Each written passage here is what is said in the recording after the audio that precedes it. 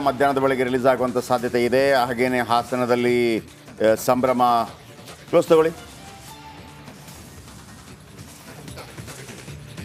ಪರಪ್ಪನ ಅಗ್ರಹಾರದಲ್ಲಿ ಮಾದೇಶ್ ಇದ್ದಾರೆ. ಹಾಸನದಲ್ಲಿ ಖುಷ್ವಂತ್ ಹೆಚ್ಚಿನ ಮಾಹಿತಿಯನ್ನು ಕೊಡ್ತಾರೆ ಮತ್ತು ಹೋಮ್ ಮಿನಿಸ್ಟರ್ ಮನೆಯಿಂದ ಸತೀಶ್ ಅವರು ಹೆಚ್ಚಿನ ಮಾಹಿತಿಯನ್ನು ಕೊಡ್ತಾರೆ.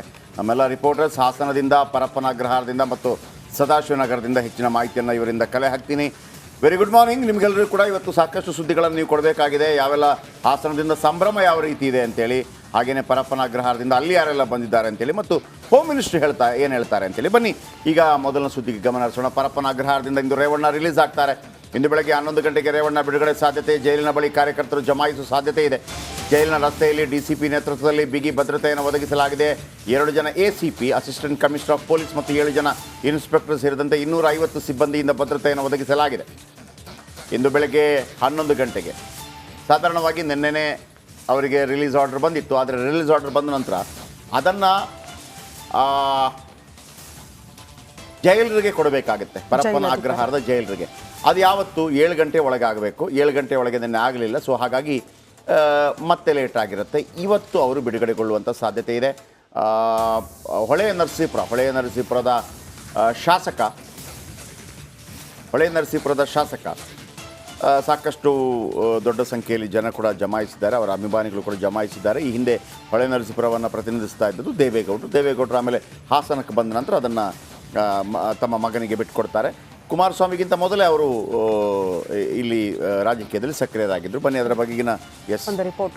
ಕಿಡ್ನಾಪ್ ಕೇಸ್ನಲ್ಲಿ ಪರಪ್ಪನ ಅಗ್ರಹಾರ ಜೈಲು ಸೇರಿದ್ದ ರೇವಣ್ಣಗೆ ಷರತ್ತುಬದ್ಧ ಜಾಮೀನು ಸಿಕ್ಕಿದೆ. ಆದರೆ ರೇವಣ್ಣ ಅವರು ಇನ್ನೂ ಕೂಡ ಬಿಡುಗಡೆ ಭಾಗ್ಯ ಸಿಕ್ಕಿಲ್ಲ. ಬೇಲ್ ಸಿಕ್ಕರೂ ಮಾಜಿ ಸಚಿವರು ಹೊರಗೆ ಬಂದಿಲ್ಲ ಅನ್ನೋದರ ಕುರಿತು ಒಂದು ವರದಿ ಇದೆ. ಬನ್ನಿ ನೋಡ್ಕೊಂಡು ಬರೋಣ.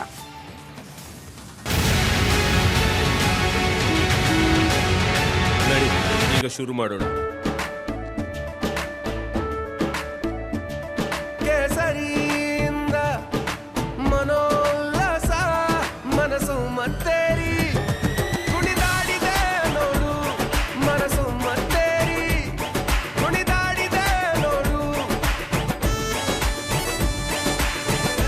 ಕ್ಷಣ ಕ್ಷಣವೂ ಆಚರಿಸಿ ಕೇಸರಿ ಹಬ್ಬ.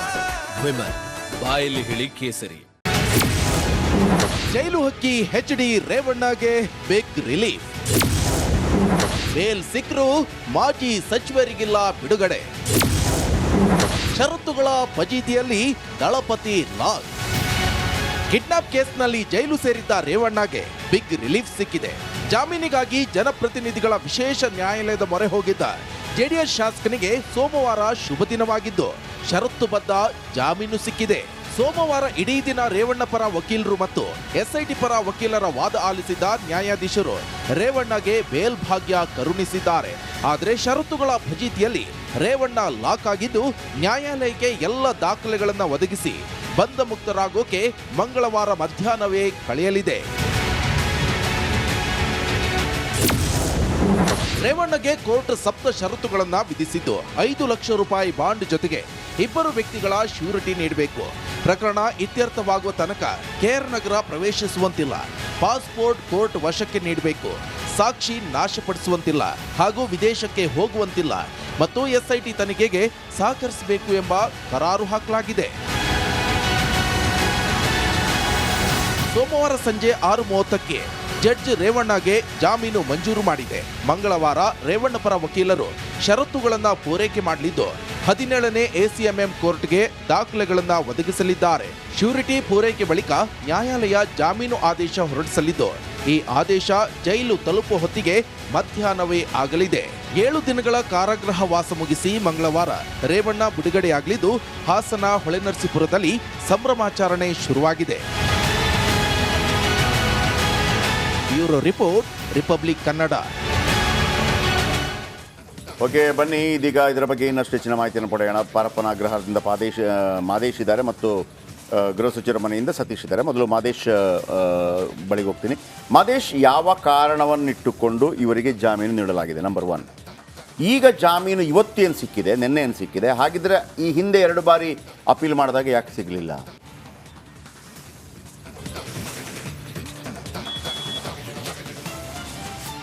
ಜಯಪ್ರಕಾಶ್, ಈಗಾಗಲೇ ಕಿಡ್ನಾಪ್ ಪ್ರಕರಣಕ್ಕೆ ಸಂಬಂಧಪಟ್ಟಂತೆ ಸಾಕಷ್ಟು ಡೆವಲಪ್ಮೆಂಟ್ ಆಯಿತು ತನಿಖೆ ವೇಳೆ.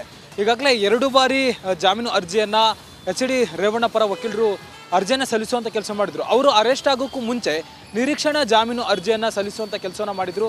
ಆಗ ಅದಕ್ಕೂ ಮುಂಚೆ ಅಂದರೆ ಅವರು ನಿರೀಕ್ಷಣಾ ಜಾಮೀನು ಅರ್ಜಿಯನ್ನು ಸಲ್ಲಿಸೋದಕ್ಕೂ ಮುಂಚೆ SIT ಅವರು ಒಂದಷ್ಟು ನೋಟಿಸನ್ನು ಕೊಟ್ಟಿರ್ತಾರೆ, 24 ಗಂಟೆ ಒಳಗಡೆ ಬಂದು ಹಾಜರಾಗಬೇಕು ಅಂತೇಳಿ.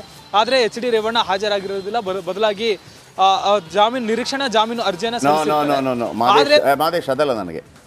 ಈಗ ರೇವಣ್ಣ ಅವರನ್ನು ಅರೆಸ್ಟ್ ಮಾಡುವಂಥ ಪಾಯಿಂಟ್ ಯಾವುದಿತ್ತು, ಈಗ ಇಲ್ಲ ಅಂತ ಯಾಕೆ ಹೇಳ್ತಾ ಇದೆ? ಆ ಹೆಣ್ಮಗಳು ಹೇಳಿಲ್ಲ ಅಂತ ಹೇಳ್ತಾರೆ. ಆ ಹೆಣ್ಮಗಳು ಒಂದು ವಿಡಿಯೋ ಬರುತ್ತೆ, ನನಗೆ ರೇವಣ್ಣ ಅವ್ರು ಏನು ಮಾಡಿಲ್ಲ, ಪ್ರಜ್ವಲ್ ರೇವಣ್ಣ ಬಗ್ಗೆ ಇದೆ ಬೇಕಿದ್ರೆ, ರೇವಣ್ಣ ಅವ್ರು ಏನು ಮಾಡಿಲ್ಲ ಅಂತೇಳಿ. ಹಾಗಿದ್ರೆ SIT ಮುಂದೆ ಆ ಹೆಣ್ಮಗಳು ಹೇಳಿರ್ತಾಳಲ್ವ? ಹಾಗಿದ್ರೆ ಇವ್ರು ಹೆಂಗೆ ಆತ್ರವಾಗಿ ಎತ್ತಾಕೊಂಡೋದ್ರು? ಇದು ಪಾಲಿಟಿಕಲ್ ಏನಾದರೂ ವೆಂಡಟ ಏನಾದರೂ ಇದೆಯಾ? ಇದು ಕೇವಲ ಪ್ರಜ್ವಲ್ ರೇವಣ್ಣ ಅವರು ಇದರಲ್ಲಿ ಸಿಕ್ಕಾಕೊಂಡಿದ್ದಾರೆ, ಹಾಗಾಗಿ ಏನಾದರೂ ಮಾಡಿ ಅವರ ತಂದೆಯನ್ನಾದರೂ ಟಾರ್ಗೆಟ್ ಮಾಡೋಣಂತ ರೀತಿಯಲ್ಲಿ ಆಗ್ತಾ ಇದೆಯಾ? ನನಗಂತೂ ಇದು ಪಕ್ಕಾ ರಾಜಕೀಯ ಪ್ಲ್ಯಾನ್ ಥರ ಕಾಣ್ತಾ ಇದೆ ರೇವಣ್ಣ ಅವರ ವಿಚಾರಕ್ಕೆ. ನಾನು ಪ್ರಜ್ವಲ್ ರೇವಣ್ಣ ಅವರ ವಿಚಾರವನ್ನು ಹೇಳೋದಿಲ್ಲ. ಆ ಹೆಣ್ಣುಮಗಳು ಸಂತ್ರಸ್ತ ಅವರ ಮುಂದೆ ಹೇಳಿದ್ದಿದ್ರೆ, ಈಗಲೂ ಆ ಹೇಳಿಕೆಗೆ ಬದ್ಧವಾಗಿದ್ದರೆ ಹೆಂಗೆ ಜಾಮೀನು ಸಿಕ್ತು? ಮತ್ತೆ ಆ ಹೇಳಿಕೆಗೆ ಇದಕ್ಕೆ ಸಂಬಂಧ ಇಲ್ಲ ಅಂತ ಈಗ ಹೇಳ್ತಾ ಇದ್ದಾರೆ. ಹಾಗಿದ್ರೆ ಅಲ್ಲಿ ತನಕ SIT ಏನು ಉಪ್ಪಿನಕಾಯಿ ಹಾಕಿ ನಗ್ತಾ ಇತ್ತಾ? ಹಾಂ, ಏನು ಇವರು ಆಟ ಆಡಿದ್ದೇ ಆಟನ? ರಾಜಕೀಯದವರು ಏನು ಹೇಳಿದ್ರು ಅದನ್ನು ಮಾಡುವಂಥದ್ದಾ? ಈಗ ರೇವಣ್ಣ ಅವರ ಮೇಲೆ ಇರುವಂಥ ಆರೋಪ ಏನಾಗಿದ್ರೆ, ಆ ಹೆಣ್ಮಗಳು ನನಗೇನು ಪ್ರಾಬ್ಲಮ್ ಮಾಡಿಲ್ಲ ಅಂತ ಹೇಳುವಾಗ ಅವತ್ತು ಜಾಮೀನು ಸಿಗುತ್ತೆ, ಇವತ್ತು ಸಿಗುತ್ತೆ ಅಂತಂದರೆ ಏನು ತಪ್ಪಾಗ್ತಾ ಇದೆ ಇಲ್ಲಿ?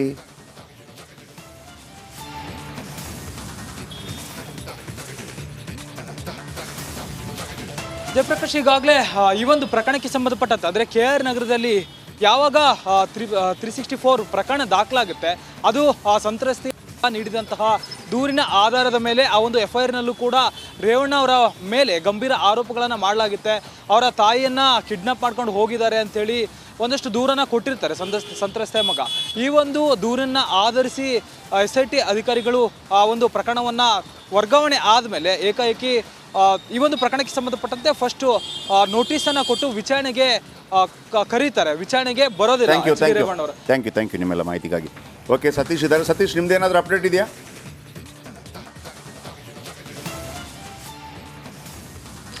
ಜಯಪ್ರಕಾಶ್, ರೇವಣ್ಣ ಅವರು ಇವತ್ತು ಬಿಡುಗಡೆ ಆಗುವ ಸಾಧ್ಯತೆ ಇದೆ. ಈಗಾಗಲೇ ನಿನ್ನೆ ಜಾಮೀನು ನೀಡಿದ್ದಾರೆ, ಅದರ ಪ್ರಕ್ರಿಯೆ ಮುಗಿಸಿ ಇವತ್ತು ಬಿಡುಗಡೆ ಆಗ್ತಾರೆ. ಅನಂತರ ಇದು ರಾಜಕೀಯ ಜಟಾಪಟಿಗೆ ಕಾರಣವಾಗುವ ಎಲ್ಲ ಸಾಧ್ಯತೆ ಇದೆ. ಯಾಕಂದರೆ ಈಗಾಗಲೇ ಕಿಡ್ನಾಪ್ ಪ್ರಕರಣದಲ್ಲಿ ರೇವಣ್ಣ ಅವನ್ನ ಸಿಗಿಸುವ ಪ್ರಯತ್ನ ಆಗ್ತಾ ಇದೆ ಅನ್ನೋ JDS ನಾಯಕರು ಮಾತಾಡಿದ್ರು, ಆರೋಪ ಮಾಡಿದರು.